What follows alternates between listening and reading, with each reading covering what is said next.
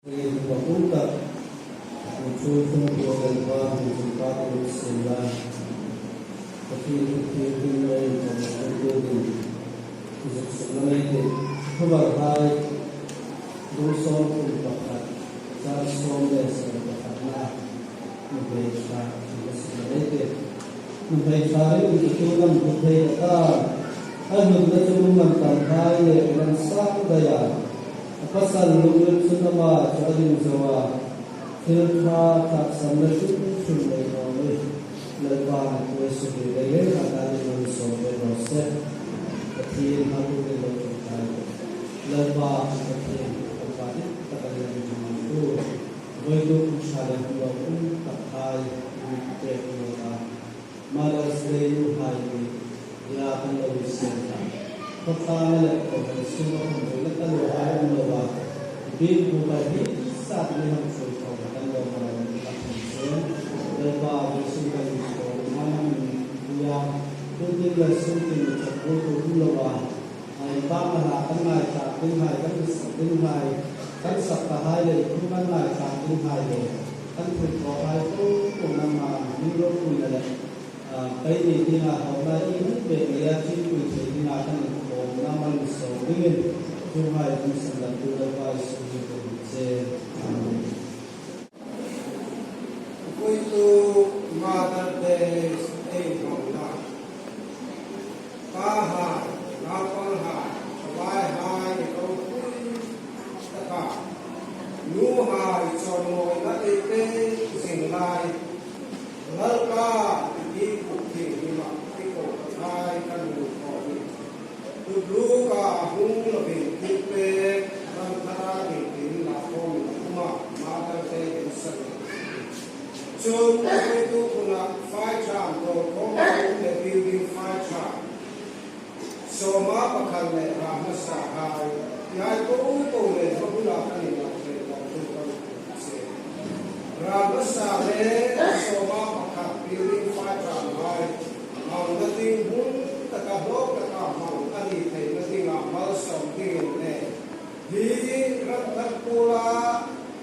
kalau Allah kau cara pula hai asal suci ketika mau tak kasih kopi kami itu begitu kita itu hai tu powel tak sale karab di panggoran asal suci nak kandung bil hai kata nanti nggak karawam itu berarti kami kau mulai itu lepas itu kami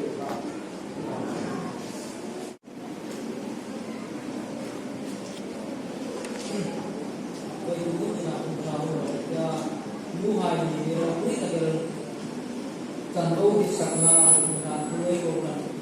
ini pada bukan pihak masa bukan sila kamu ini kemana kalau ini kali lagi sana kan jauh dari dia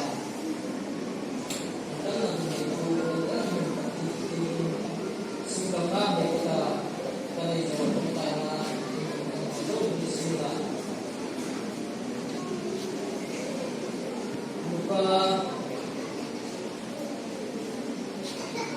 bukan kasobi karena kasobi pemasuknya jadi Elizabeth in Mary sebagai bukti kehiting semua lagi antara Elizabeth itu kalau kita dia bungsu di nanti Mary kan lalpa soalnya Kakarau pun anusan dan tu di semua alor dia dilai tu soal mereka muka dia Kakarau tinggi nanti dia Kakarau tinggi sebelum tu supaya tu ini sebenarnya tu sebenarnya paling singkat dari manusia berdosa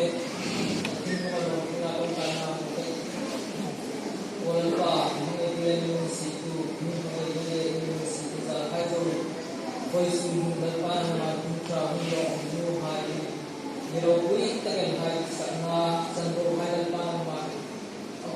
mahayag pagtiya kang medyo pero kasi kung sini